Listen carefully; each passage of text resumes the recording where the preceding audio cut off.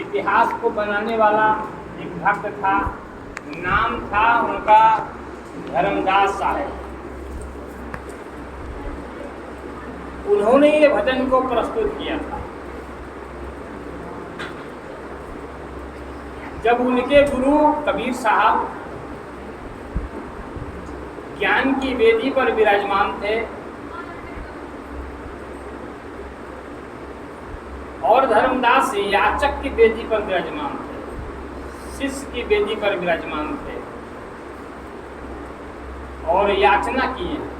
ये भजन के एक एक शब्द को आप ध्यान से देखेंगे तो इसमें मांगा गया है, याचना किया गया है अपने ज्ञानी गुरु से। और सोना नहीं मांगा, चांदी नहीं मांगा। बीमार है तो बीमारी भाग जाए ये नहीं मांगा। बच्चे हमारे नहीं हैं तो बच्चे नहीं मांगा। मेरे पास दौलत नहीं है तो दौलत नहीं मांगा। मेरे घर में बहुत क्लेश है, नहीं मांगा। जबकि धर्मदास जी महाराज से दुख शायद किसी को होगा। उनका बेटा नारायण दास थे, एक ही पुत्र था। उसने कहा अपने पिताजी से कि ये जुल्हा जब तक घर में रहेगा। जुल्हा किसको कह रहा था? कोई बोलिए थोड़ा सा।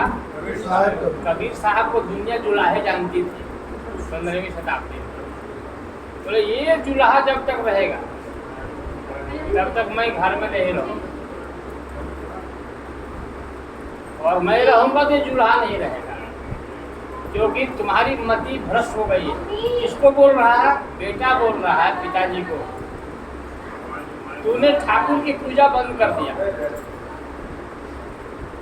तूने राधा रानी की पूजा बंद कर दिया, तूने राम कृष्ण की पूजा बंद कर दिया, तूने शालिग्राम की पूजा बंद कर दिया, तूने कीर्तन करना बंद कर दिया, तुम बावला हो गया। ध्यान से सुनिए, क्या हो गया? बावला मतलब क्या होता है? तेरी बुद्धि मारी गई, पागल हो गया। 68-67 बरस तक तूने पूजा पाठ किया, लेकिन अब तू बावला हो गया, तेरी बुद्धि मारी गई है। और ये बुद्धि खराब करने वाला, हरण करने वाला यही जुल्हा है। इस घर में आके बैठा है, यही जुल्हा है। सनातन धर्म को नष्ट किया ये मुसलमान ने, ये फकीर ने। इसलिए मैं ये घर में जब तक रहेगा मैं नहीं रहूँगा। धर्मदास साहब कहे बेटा मेरी बात मान ले,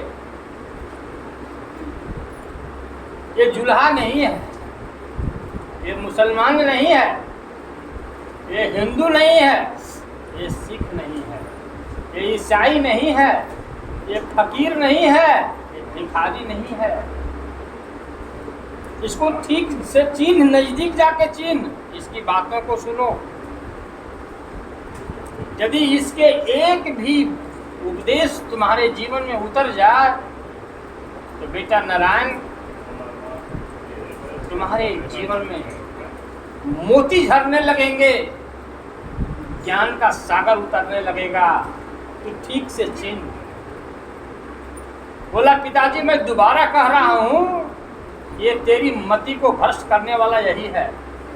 इसको निकाल दे इस घर से, बाहर कर दे घर से। तुमको मुसलमान बनाने वाला यही है, तुम्हारी बुद्धि, तुम्हारी संस्कृति को समाप्त करने वाला यही है। इसको पिला तो कोई नहीं है बेटा।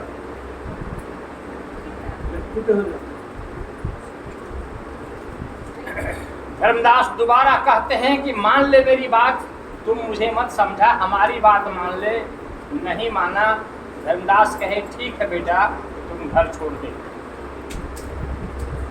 मैं ये चरण नहीं छोड़ूंगा। ध्यान दीजिए मेरी तरफ ध्यान दीजिए, ये चरण मैं नहीं छोड़ूंगा।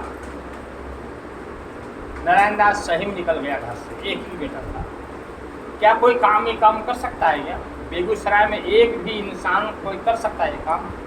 बोला ऐसे ऐसे तो कितने गुरु जीवन में आएंगे जाएंगे, बेटा कहाँ मिलेगा? धर्मदास क्या अर्जी करते हैं? जमुनिया के डार साहब तोड़ दीजिए, मैं कुछ नहीं मांगता तुमसे, मैं तुमसे कुछ नहीं मांगता। गुरु ज्ञान की वेदी पर बैठे हैं, धर्मदास शिष्य के वेदी पर बैठे हैं। गुरु ज्ञान का दाता है, शिष्य मांगता है। जमुनिया के डार साहब तोड़ दीजिए, एक जमुनिया के 14 डार और सार शब्द बिच तोड़ दीजिए। 550 वर्ष से लोग गा रहा है इस भजन को। पहले धर्मदास साहब ने गाया और 550 वर्षों से अभी गाते गाते गाते अभी इतना युग समय बीत गया। लेकिन सच्चाई यही है कि बिना सदगुरु के और बिना धर्मदास जैसे शिष्य, गुरु हो तो कबीर साहब जैसे और शिष्य हो तो धर्मदास साहब को जैसे, ऐसे गुरु शिष्य के बगैर कोई भी संसार में इस भजन को बढ़िया से नहीं जान सका। गाए बहुत बढ़िया, हारमोनियम पर गाए, बांसुरी पर गाए, तबला पर गाए, गाए तो बहुत बढ़िया। और सुनने वालों को लगा वाह क्या ज्ञान दिया जा रहा है, क्या भजन सुनाया जा रहा है। तो मेरे भाइयों, ये जमुनिया है क्या? आपको लगता है कि जामुन एक फल होता है ना? जामुन एक जाति है वृक्षों की, उसमें एक फल भी फलता है। वही जामुन की बात किया गया है क्या यहाँ पर? क्या वो जामुन में 14 गो डाली रहता है? किसी में कम रहता है, किसी में बहुत ज़्यादा रहता है। ये 14 ही डाली की बात क्यों कहा गया है? और सार शब्द बीच तोड़ दी जाए हो, अजब प्यासी सूरत हमारी। क्या कहा इन्होंने? अजब प्यासी सूरत हमारी। आप लोगों को गर्मी में पानी नहीं मिले 2-4 घंटा तो कैसा लगेगा? सबको इसका अनुभव है ना? हमको लगता है सबको अनुभव है। 2-4 घंटा गर्मी में पानी नहीं मिले और थोड़ा धूप में बाहर रहना पड़े तो आपको पता चल जाएगा पानी का महत्व क्या है ना? तो उसी तरह का प्यास धर्मदास कह रहे हैं कि अजब प्यासी सूरत हमारी, यमी रस घोल दीजिए हो। यमी कहते हैं अमृत को, अमृत के रस को हमारी प्यासी सूरत के पास घोल दीजिए। सूरत को डुबा दीजिए अमृत में और जन्म मरण के बंधन छोड़ दीजिए हो, जन्म मरण के बंधन को छुड़ा दीजिए हो। अरे ऐसे ऐसे तो ऐसे नारायण दास जैसा बेटा और धर्मदास जैसा बाप, ये रिश्ता अरबों बरस से चला आ रहा है। रिश्ते बनते आ रहे हैं और रिश्ते, आप लोग कोई ऊंचा सवाल में बता सकते हैं कि ये पहली बार ही आप दुनिया में आए हो? आप पहले भी थे तो पहले भी शरीर में रिश्ता होगा कि नहीं? आप लोगों का बेटा होगा, पति होगा, बाल बच्चे होंगे, नाती पोता होगा, दादा दादी आप बने होंगे, पहले भी रिश्ते हैं ना? वो रिश्ता आद है नहीं ना? अभी सब रिश्ते हैं ना आपके पास? शरीर छूटेगा कि नहीं छूटेगा? कोई बोलिए कि नहीं छूटेगा। तो ये रिश्ते सब खत्म हो जाएंगे, रहेंगे? अरे रिश्ते रहेंगे कि खत्म हो जाएंगे? अरे गंगा जी में जितना बालू के कण है उतना बार आपका जन्म हो चुका, उतना बार आपके पति मिले हैं, उतना बार आप पत्नी बने हो। किसी का पति बना है, किसी का बेटा बेटी, रिश्ता नाता दुनिया बनते आया, बिगड़ते गया। धर्मदास कहे नारायण दास को जाने दे, जाने दे, इसको जाना ही था। उम्र पूरा होने पर तो जाता, ये भी हमू जाते, रिश्ता तो टूटना ही था। थोड़ा पहले टूट गया, टूटने दे। गुरु से रिश्ता अटूट रखना है। कुछ नहीं मांगा दुनिया में, बोला जो बंधन में मैं बंधा हूं, हे गुरुदेव जो बंधन में मैं बंधा हूं मैंने 67 वर्ष गीता का पाठ किया।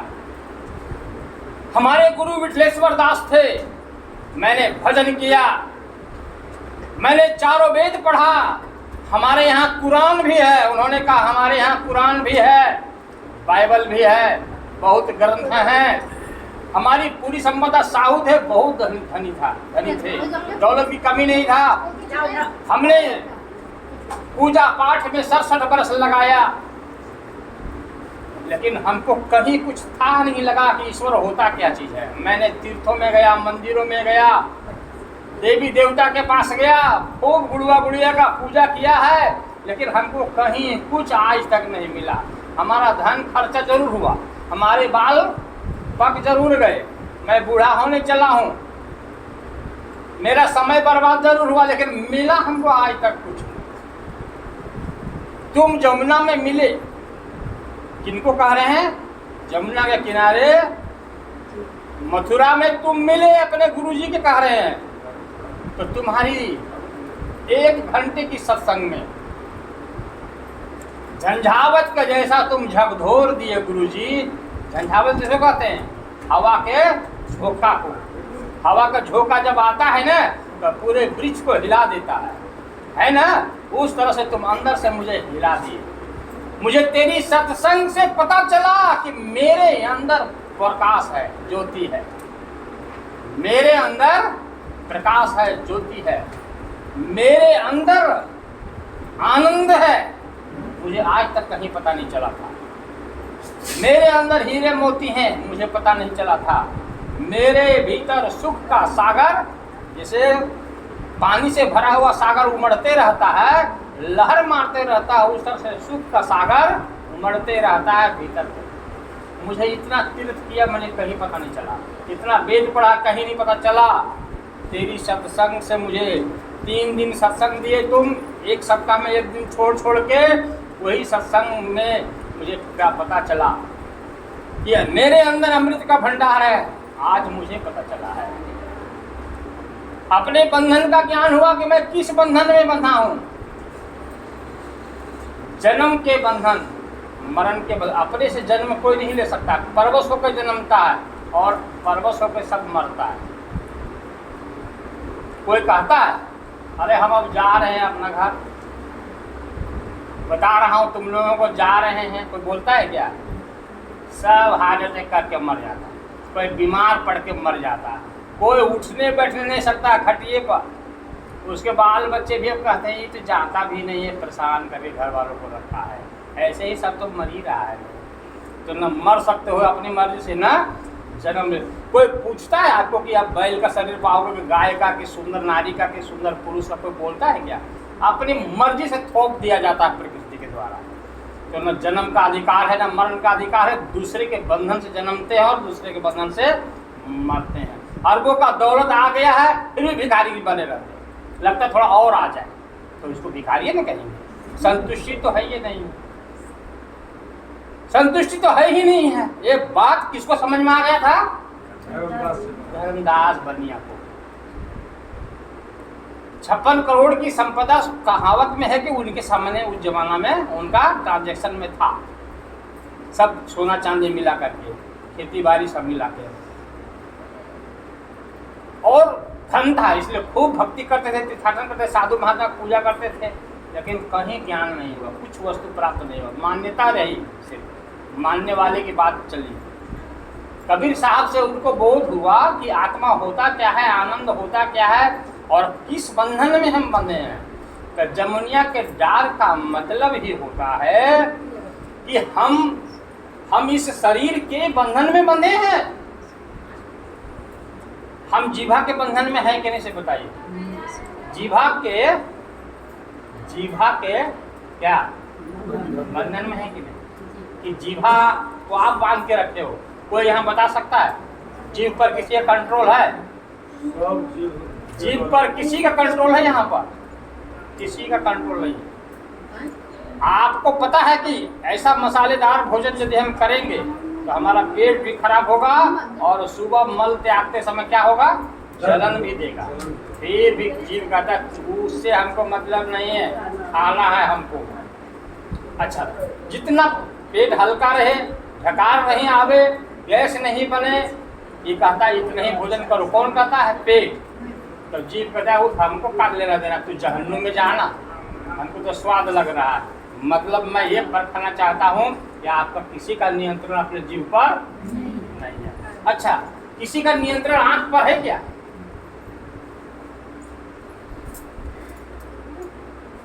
किसी का नहीं है।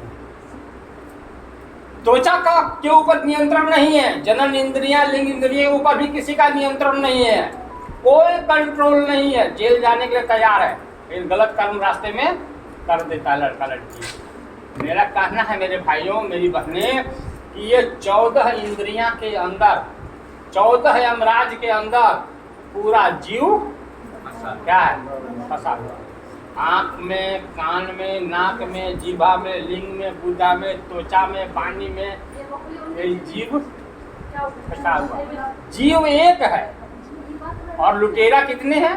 14 को लुटेरा। अपने मर्जी से आप कुछ नहीं कर सकते। सच्चा सच्चा बताइए कि जब सुबह होता है, कौआ क्या करता है?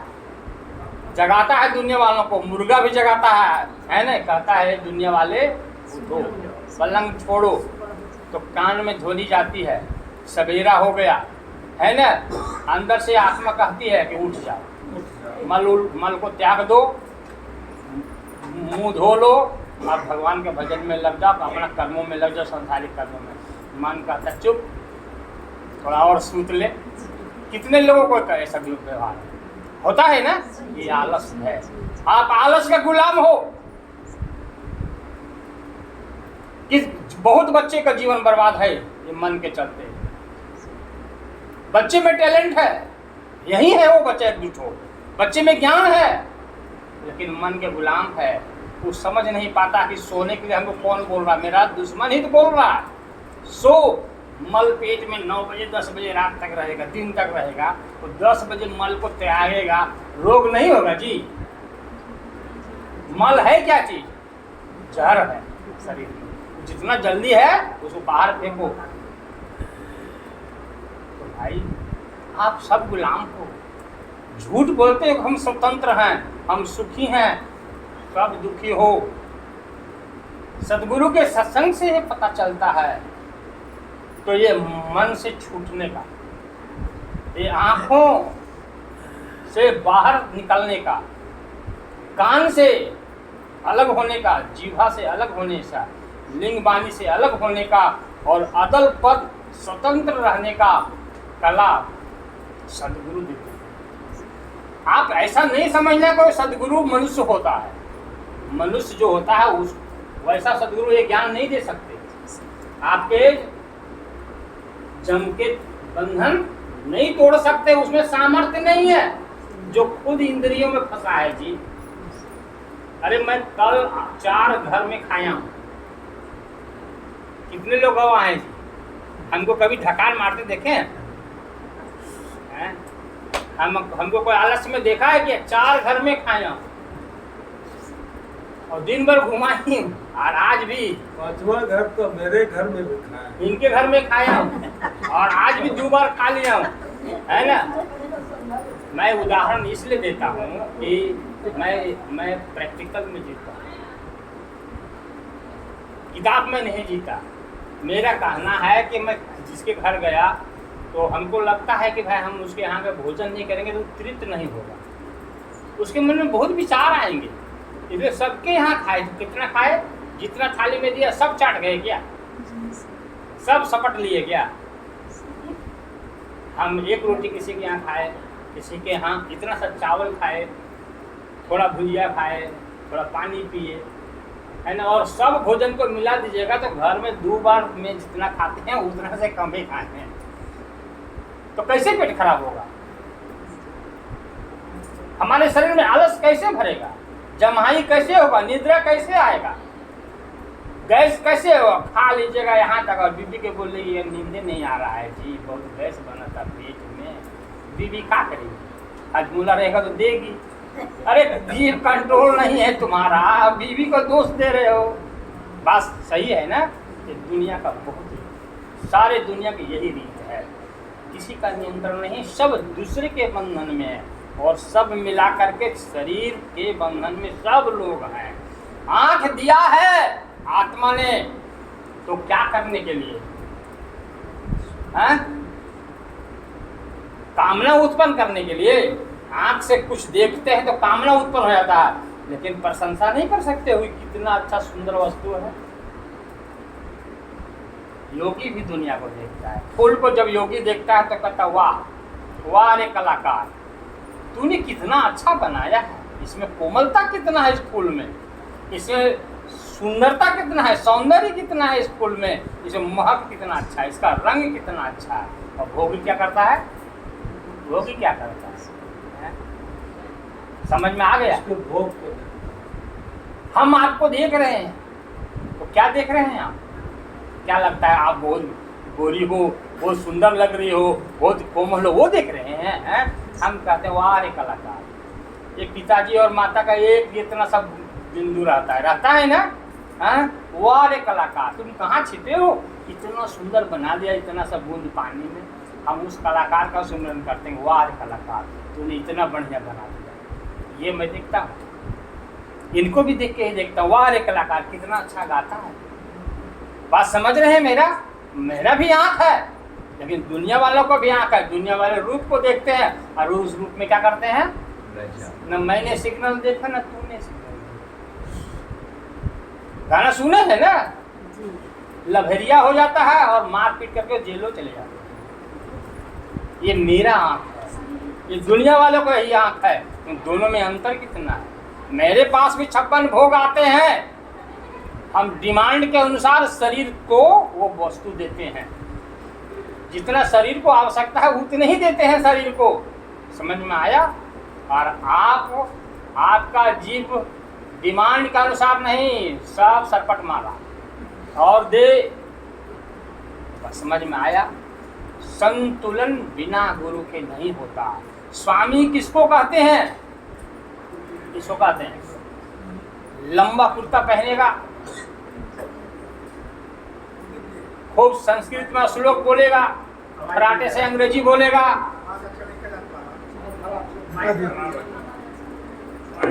स्वामी उसको नहीं बोलते। स्वामी किसको बोलते? जो अपनी इंद्रियों को क्या किया है? गुलाम बनाया है और उस पर शासन करता है, वही स्वामी है। जो इंद्रियों का गुलाम है वो क्या है? भोगी है। इंद्रियों का गुलाम बना हुआ वो भोगी है। धन दे करके, यश दे करके, कीर्ति दे करके, दौलत दे करके, संसार के दृश्य को दे करके जो आकर्षित हो जाता है वो भोगी है। तो एक सद्गुरु ही सृष्टि में आते हैं जो संसार में कोई भी वस्तु को देकर आकर्षित नहीं होता, कोई भी पदार्थ को देखकर आकर्षित नहीं होता, क्योंकि उसके भीतर में जो सौंदर्य बसा है वो कौन है? उसी सौंदर्य का नकल ये दुनिया है। असली चीज उसके भीतर में बसा है, उसी का नाम परमात्मा बोला जाता है। आपको वो प्रतिदिन कलाकांद मिले नाश्ते में तो गुड़ खाएंगी, गुड़ के तरफ ध्यान जाएगा? नहीं जाएगा, नहीं जाएगा। इसी तरह से जो सद्गुरु होता है उसके भीतर में सतपुरुष अमृत रूप में स्वयं रहता है, ये संसार उसको अपनी ओर आकर्षित नहीं कर सकता। ऐसा सद्गुरु आपके जीवन में मिले तभी ये 14 जमुनियाँ खत्म होगा, और ये 14 जमुनियाँ खत्म होगा तभी आप स्वामी बन सकते हो, और स्वामी बनेंगे तभी आपका जन्म और मरण,